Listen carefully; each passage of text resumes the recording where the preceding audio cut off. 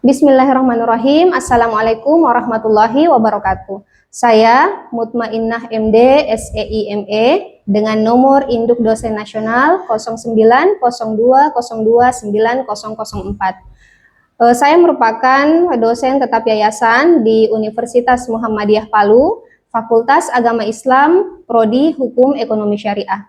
Dalam hal ini saya mengampu mata kuliah Sejarah Pemikiran Ekonomi Islam, yang mana mata kuliah ini terdiri dari 2 bobot SKS dan merupakan mata kuliah dasar di program studi Hukum Ekonomi Syariah.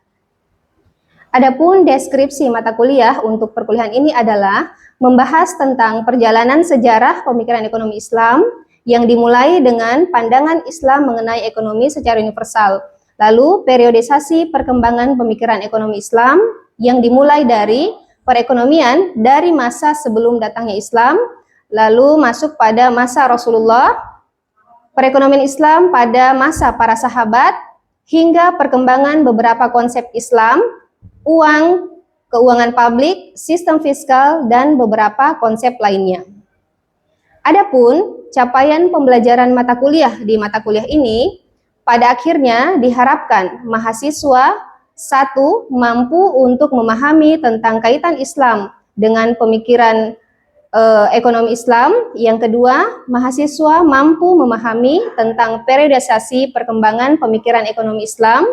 Yang ketiga, mahasiswa mampu memahami sistem ekonomi pada masa sebelum Islam dan awal Islam, yakni di masa Rasulullah SAW. Dan yang terakhir, mahasiswa mampu memahami konsep-konsep awal dalam praktek ekonomi dari awal Islam hingga masa kontemporer.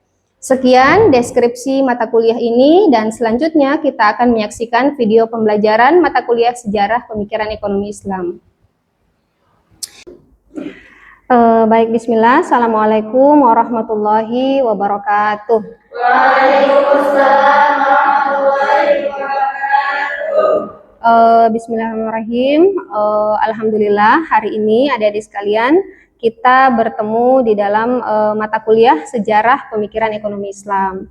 Karena ini adalah pertemuan kita perdana, maka izinkan Ibu memperkenalkan diri. Ibu namanya Ibu Mutmainnah MD SEIME. Dalam hal ini mengampu mata kuliah Sejarah Pemikiran Ekonomi Islam, yang insya Allah kita akan bertemu di 16 atau 15 pertemuan ke depan ya, karena ini sudah pertemuan perdana. Sebelum masuk kepada sejarah pemikiran ekonomi Islam ataupun materi-materi apa saja yang nantinya akan kita bahas di satu semester ini, Ibu yakin Anda sudah kurang lebih memahami atau sudah mengetahui tentang ekonomi Islam, karena semester lalu pasti sudah mendapatkan memperoleh mata kuliah pengantar ekonomi Islam ya. Baik, jadi saat ini kita melangkah ke step selanjutnya, menggali lebih dalam lagi sejarahnya ekonomi Islam itu bagaimana, dari mana, dan bagaimana perjalanannya. Kurang lebih itu yang akan kita pelajari dalam satu semester ini.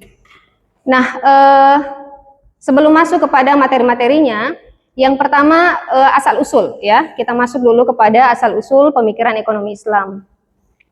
Kira-kira adik-adik sekalian, apakah tahu kira-kira pemikiran ekonomi Islam itu dimulai sejak kapan runtutan masanya? Karena kita berbicara tentang sejarah, mulai kapan dia? Iya, silahkan. Perkenalkan, nama saya Desi Koman. Asal-usul dari pemikiran ekonomi Islam ini berada pada masanya Nabi Muhammad SAW. Iya, oke, benar sekali ya. Jadi pemikiran ekonomi Islam itu betul di awal mulanya adalah di masanya Rasulullah SAW. Baik, untuk lebih mengetahui lebih dalam, Ibu mulai dari penjelasan pengantar terlebih dahulu. Asal-usul pemikiran ekonomi Islam. Menurut Najatullah Siddiqi, pemikiran ekonomi Islam adalah respon para pemikir muslim terhadap tantangan-tantangan ekonomi pada masa mereka yang dipandu dan diilhami oleh ajaran Al-Quran dan Sunnah. Jadi Najatullah Siddiqi ini adalah salah satu tokoh pemikir ekonomi Islam yang menyebutkan bahwa ekonomi Islam itu merupakan, atau sejarah pemikirannya, yaitu dimulai dari respon para pemikir. Jadi tokoh-tokoh ekonomi Islam pada setiap masa itu kenapa bisa mengeluarkan pemikiran-pemikirannya terhadap hal ini? Melihat fenomena yang ada di dalam masyarakat. Jadi bagaimana keadaan perekonomian di setiap masa, disitulah posisi pemikir ekonomi Islam menggali. Kalau ada permasalahan ekonomi, kira-kira faktor permasalahannya dari mana? Lalu berusaha mencari bagaimana cara penyelesaiannya dan berusaha untuk menerapkannya atau mengajarkannya kepada masyarakat. Jadi itu dia tolak ukur dari pemikiran ekonomi Islam. Jadi sumbernya adalah para pemikir ini resah gelisah dengan keadaan perekonomian pada masa mereka masing-masing. Kurang lebih seperti itu. Lalu sehingga yang menjadi sumber pemikiran ekonomi Islam itu adalah permasalahan-permasalahan ekonomi yang muncul di tengah umat muslim. Nah, karena para pemikir ekonomi ini merasa resah gelisah dengan keadaan perekonomian pada masa mereka hidup, ya, maka muncullah gagasan-gagasan, ide-ide, konsep-konsep yang nantinya dituangkan dalam teori-teori ekonomi dan diterapkan dalam perilaku perekonomian, terutama juga nanti akan diterapkan di dalam masyarakat, keseharian masyarakat. Nah, maka apa hasil dari pemikiran ekonomi para pemikir itu? Ada dua. Yang pertama, mereka bisa membantu menemukan berbagai sumber pemikiran ekonomi Islam.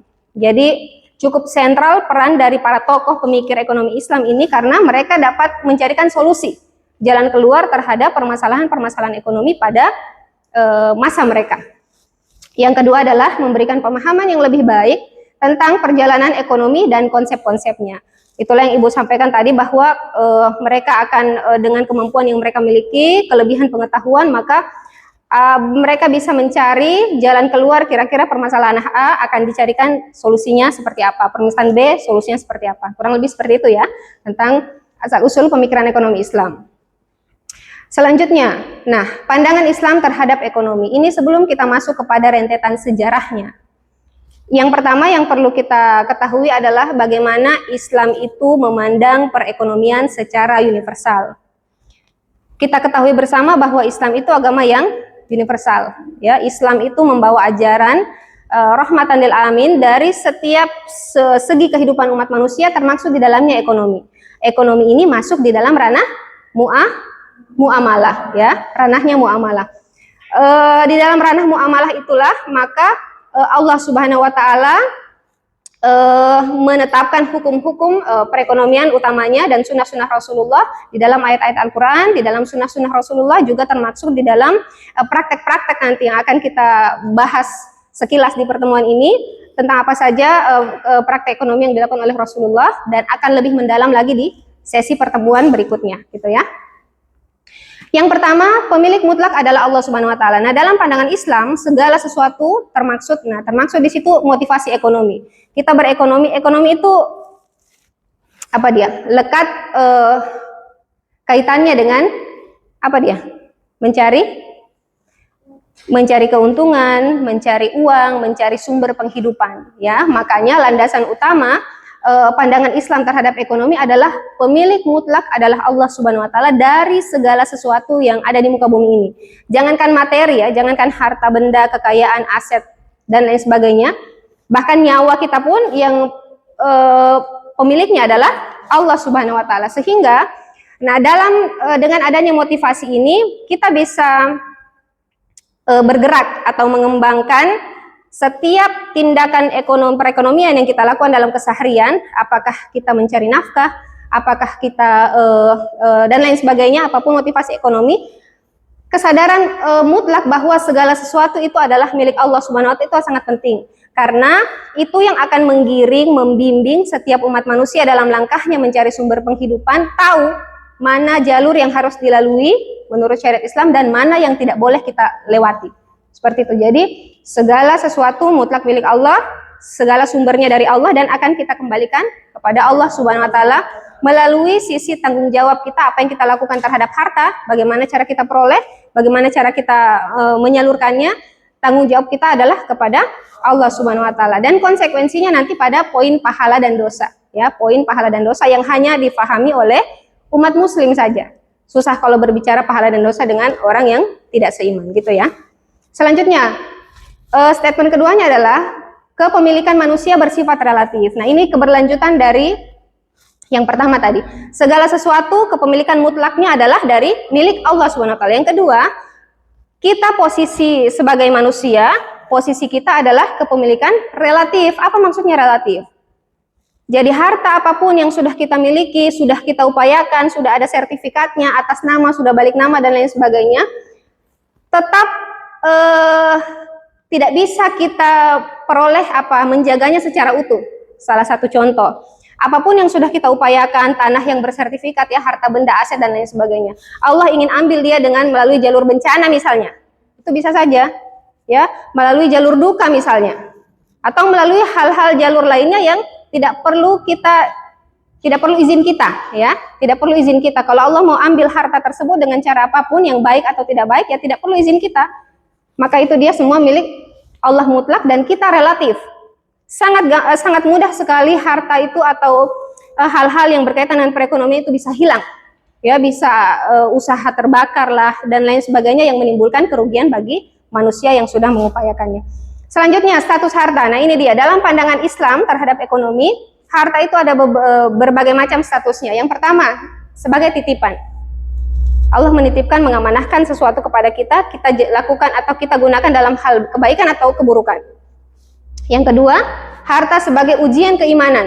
Ada orang yang bergelimangan harta lalu tambah bertakwa kepada Allah, semakin banyak mengeluarkan sedekah, infak, zakat pastinya dan lain sebagainya. Atau ada orang yang semakin banyak harta yang di Allah berikan kepadanya, ternyata dia ujian keimanannya tidak lulus. Artinya semakin jauh dari Allah, semakin jauh dari ketakwaan. Dengan harta itu bisa berfoya-foya, dengan harta ternyata tidak ibadah lagi karena sudah terlena dan lain sebagainya. Lalu status harta sebagai rezeki. Nah, rezeki dari Allah yang kita gunakan sebaik-baiknya untuk melanjutkan kehidupan. Lalu perhiasan hidup. Nah, dengan harta juga kita dapat memperindah ya, menambah kenyamanan dalam kehidupan, menambah kenyamanan dalam keseharian, beribadah lebih nyaman, begitu bisa ke tanah suci dan lain sebagainya, karena sebagian besar perilaku ibadah memang harus menggunakan materi ya. Jadi motivasi ekonomi tidak lepas dari situ. Selanjutnya status harta yang terakhir adalah bekal ibadah. Nah, itu tadi yang Ibu sampaikan bahwa dengan adanya kepemilikan harta yang baik atau yang berlimpah terhadap kita, tentu lebih nyaman, lebih mudah bagi kita untuk berbagi, beramal kepada siapa saja itu lebih mudah. Bersedekah kepada yatim piatu misalnya, atau siapapun yang membutuhkan itu lebih mudah. Kita melaksanakan rukun iman, rukun Islam, Islam terutama ya, haji bagi yang mampu, semuanya menggunakan materi sehingga ibadah bisa lebih maksimal. Membangun rumah yang ada musolah dengan keadaan yang sangat nyaman, itu pun bagian dari yang tadi, bahwa harta itu adalah bekal ibadah. Jadi kenyamanan kita beribadah sebagai umat muslim, untuk berbagi juga kepada orang lain tentunya lebih maksimal kalau kita memiliki harta yang berkah dan berlimpah dari Allah Subhanahu wa taala. Selanjutnya, kita di sini sudah mulai masuk rentetan sejarahnya. Kalau tadi saudara-saudari Istiqomah menyebutkan awalnya adalah dari asal usul pemikiran ekonomi Islam itu dari masanya Rasulullah SAW. Benar, karena ekonomi Islam itu datang bersamaan dengan datangnya Islam. Tetapi tetap perlu kita mempelajari untuk tahu perbandingan bagaimana keadaan Arab itu sebelum datangnya Islam dan keadaan Arab setelah datangnya Islam. Yang pertama, perekonomian Arab pra-Islam ini kita kembali ke 200 tahun sebelum datangnya Islam. Jadi masa yang sangat lampau sekali ya. Yang pertama, kegiatan perekonomian yaitu pertanian. Ternyata peralatan modern, hewan ternak dan irigasi untuk aktivitas pertanian pada masa Arab ya, kurang lebih 200 tahun sebelum datangnya Islam itu ternyata sudah berjalan, sudah ada. Jadi sudah terbangun peradaban Islam di negeri Arab walaupun sebelum datangnya Islam. Sudah ada itu, sudah terbangun. Lalu bagaimana perdagangannya? Perdagangan juga sudah ada aktivitas ekspor impor, jalur perdagangan internasional itu sudah dibuka. Jadi saudagar-saudagar di Arab sudah melakukan perjalanan dari satu negara ke negara lain untuk ekspor impor bahan bakunya ya, jualannya bahan baku yang mentah atau yang sudah jadi. Jadi sudah berlangsung itu. Nah, namun kebiasaan transaksi pertanian ada sewa menyewa, ada bagi hasil, ini masih di pertanian ya. Kebiasaan transaksi dalam lingkup pertanian ada sewa menyewa, bagi hasil dan pandego. Nah, sewa menyewa alat pertanian atau lahan pertanian.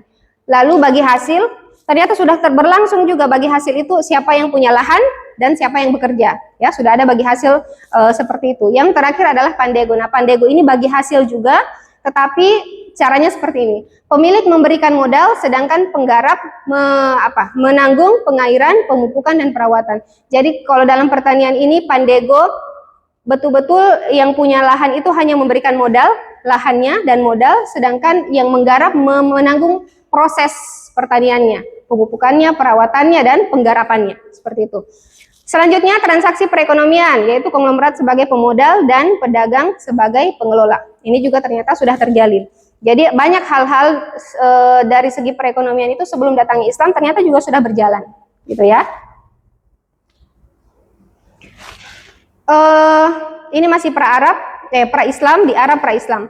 Perekonomian telah ada jauh sebelum datangnya Islam, namun tidak memiliki semangat kemanusiaan, di mana permodalan dieksekusi elit pemodal dengan pengembalian jauh lebih tinggi. Jadi di masa Arab sebelum Islam itu sudah berlaku permodalan seperti ini, tetapi pengembaliannya dengan nilai atau jumlah yang sangat besar karena tidak nilai-nilai kemanusiaan sudah belum dipegang dengan baik ya di masa tersebut. Setelah datangnya Islam, apa yang terjadi? Inilah yang terjadi. Setelah datangnya Islam yang dibawa oleh Rasulullah SAW, yang pertama, keadaan perekonomian itu dengan adil, lalu menerapkan prinsip persamaan. Persamaan artinya tidak membedakan antara si kaya dengan si miskin, tetapi betul-betul mengatasnamakan asas kemanusiaan ya. Lalu kejujuran.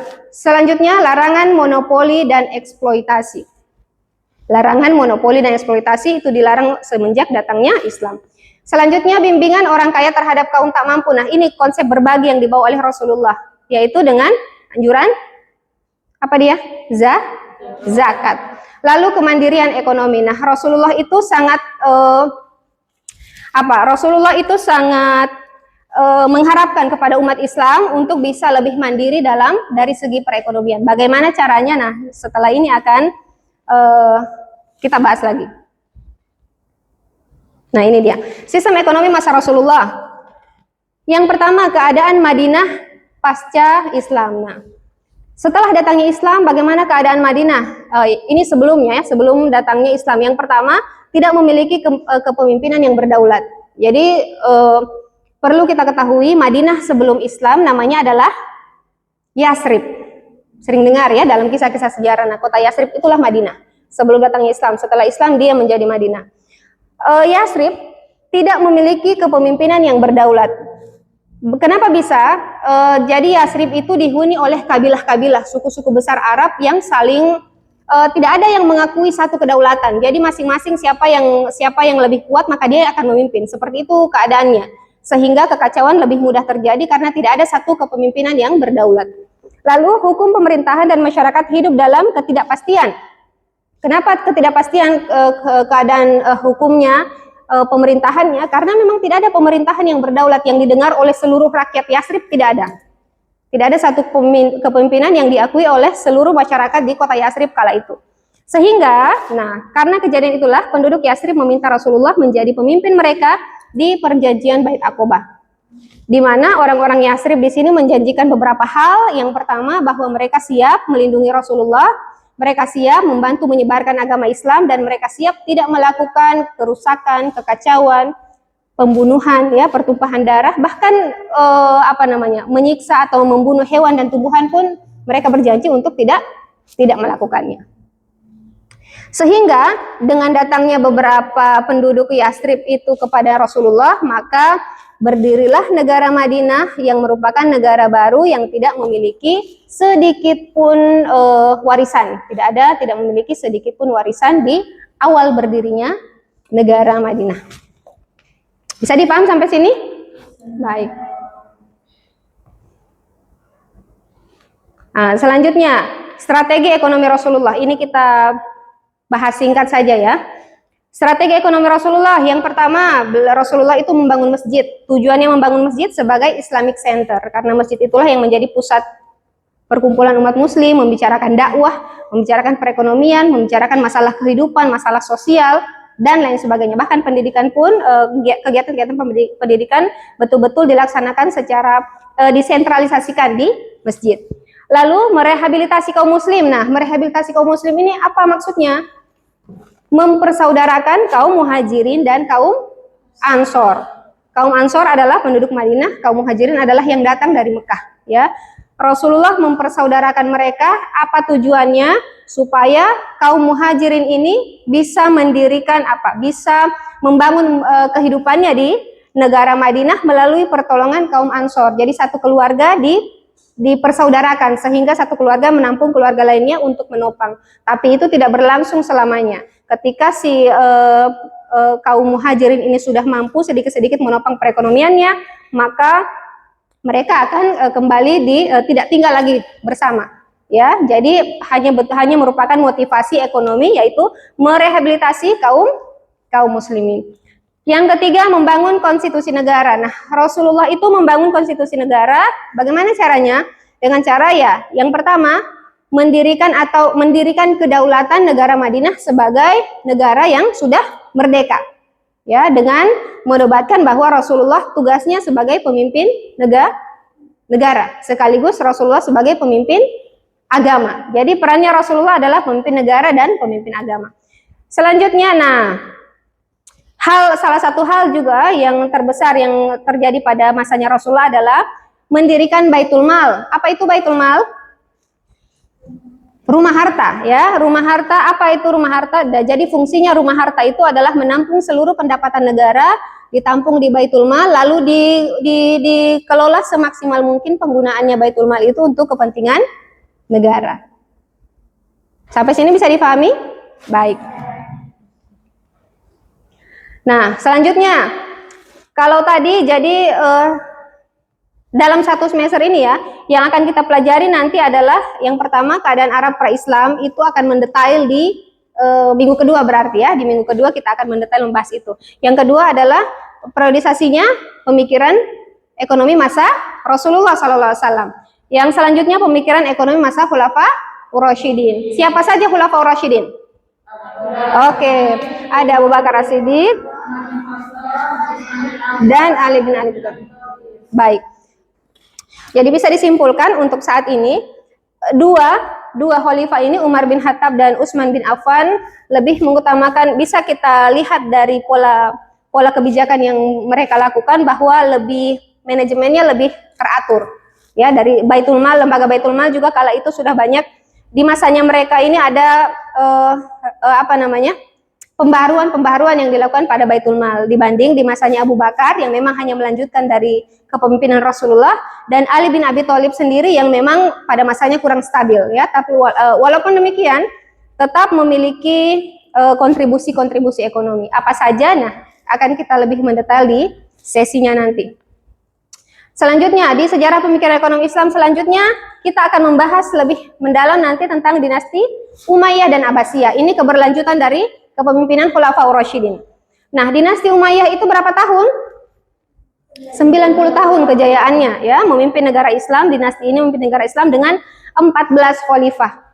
Tetapi insya Allah di pertemuan sesi ini nanti kita tidak akan membahas 14 khalifah. Kita hanya akan membahas 3 khalifah yang dianggap memberikan kemajuan, memberikan kontribusi positif terhadap perkembangan ekonomi pada masa dinasti Umayyah. Jadi ada Khalifah Muawiyah bin Abi Sufyan, ada Abdul Malik bin Marwan, ada Umar bin Khattab. Jadi 3. Oh ya, Masya Allah, Umar bin Abdul Aziz. Jadi 3 ini yang akan kita pelajari. Selanjutnya dinasti Abbasiyah. Dinasti Abbasiyah ini lebih lama, 5 abad ya, 5 abad perputarannya. Tetapi 500 tahun lebih ini dia terbagi dari fase, ada 5 fase juga. Nah, 5 fase itu akan kita pelajari di waktunya nanti. Adapun khalifah 37 khalifah, 5 abad itu pergantian 37 khalifah. Sama seperti ini, kita tidak bahas banyak, hanya mengambil 3 yang kira-kira memiliki kontribusi besar dalam pemikiran ekonomi Islam. Siapa dia? Nah, ini dia. Khalifah Muawiyah bin Abu Sufyan, Khalifah Abu Ja'far Al-Mansur, dan Harun Ar-Rasyid. Nah, perlu kita ketahui bahwa kejayaan Islam nanti di dinasti Abbasiyah, di masa pemerintahannya Harun Ar-Rasyid. Nah, di sini nanti masa keemasan kejayaan Islam itu di masanya beliau ya.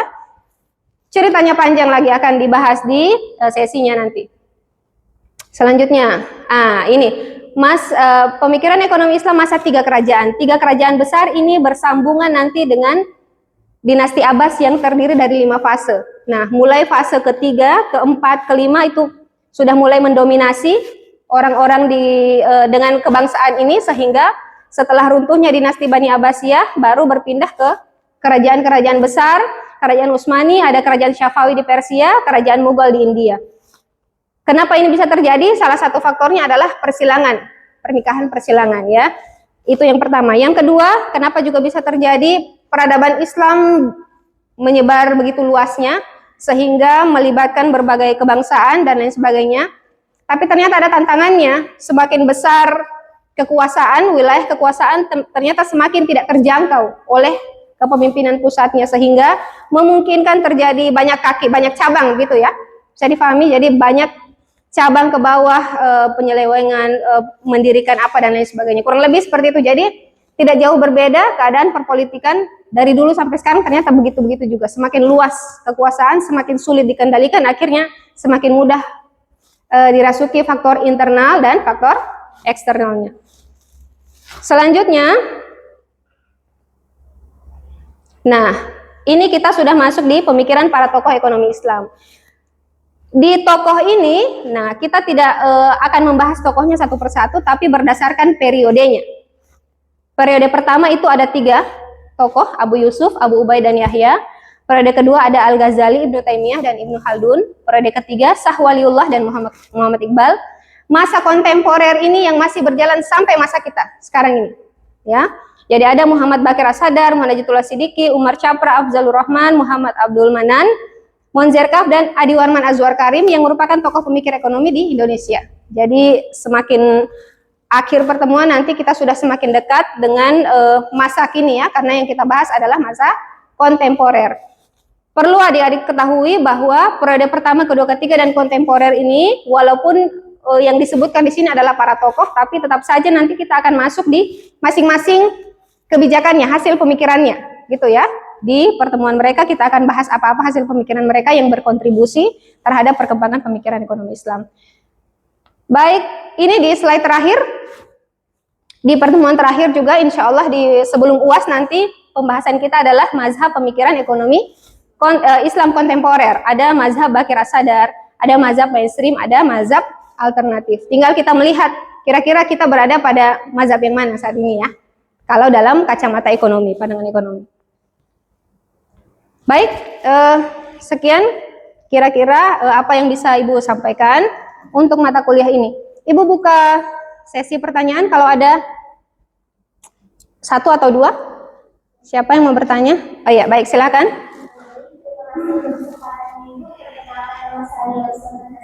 Ya. Apa saja tantangan Rasulullah dalam membangun ekonomi Islam pada masa awal Islam itu? Baik. Tantangan Rasulullah membangun perekonomian Islam di masa awal Islam ya. Ada beberapa tantangan tentunya. Yang pertama, sumber daya kehidupan, sumber daya ekonomi. Ya, seperti yang Ibu sudah jelaskan tadi, kita ketahui bersama bahwa Madinah, Yasrib menjadi negara Madinah itu adalah negara yang tidak memiliki harta warisan sedikit pun, karena kedatangan Rasulullah lah yang mempersatukan kabilah-kabilah besar yang ingin bersatu di bawah kepemimpinan Rasulullah, baru beliau yang bisa membangunnya. Nah, tantangan apa? Tantangan perekonomian, ya. Jadi tidak ada sesuatu yang bisa diandalkan untuk melanjutkan kehidupan. Tetapi Rasulullah punya solusi. Salah satu solusinya itu yang paling berpengaruh adalah tadi mempersaudarakan umat muslim, sehingga yang datang dari Mekah itu untuk berhijrah bisa tertopang hidupnya sementara oleh kaum Ansor yang merupakan penduduk asli kota negara Madinah. Nah, jadi tantangan tersebut salah satunya ya sumber daya ekonomi dan sumber daya manusia akhirnya bisa di-manage, bisa dikelola dengan baik oleh Rasulullah dengan mempersaudarakan dengan baik, menyambung tali silaturahmi. Juga salah satu juga yang berpengaruh adalah membangun masjid, di mana masjid itu menjadi titik sentral. Ketika terjadi sesuatu untuk bermusyawarah dan lain sebagainya, maka Rasulullah mengarahkannya untuk bertemu atau berkumpul di masjid. Ya, kurang lebih seperti itu. Bisa dipahami? Baik. Masih ada pertanyaan lagi? Oke, alhamdulillah tidak ada ya. Ini kita hanya menyentuh sebagian besar atau bagian-bagian besar saja dari mata kuliah sejarah pemikiran ekonomi Islam. Bagaimana detailnya, kisahnya, karena ini berbicara sejarah, tentu sangat panjang ya. Sehingga insya Allah di setiap pertemuan nanti akan kita dalami lebih detail lagi tentang materi sejarah pemikiran ekonomi Islam di setiap masa yang sudah pengantarnya Ibu sampaikan. Sekian, semoga adik-adikku sekalian bisa mengerti, memahami apa yang Ibu sampaikan kali ini. Insya Allah masih ada pertemuan ke depannya yang bisa kita gali lagi informasi lebih mendalam tentang mata kuliah ini. Terima kasih. Ibu mohon maaf atas segala kekurangan. Assalamualaikum warahmatullahi wabarakatuh. Waalaikumsalam warahmatullahi wabarakatuh. Ya. Terima kasih, Ibu. Sama-sama. Alhamdulillah.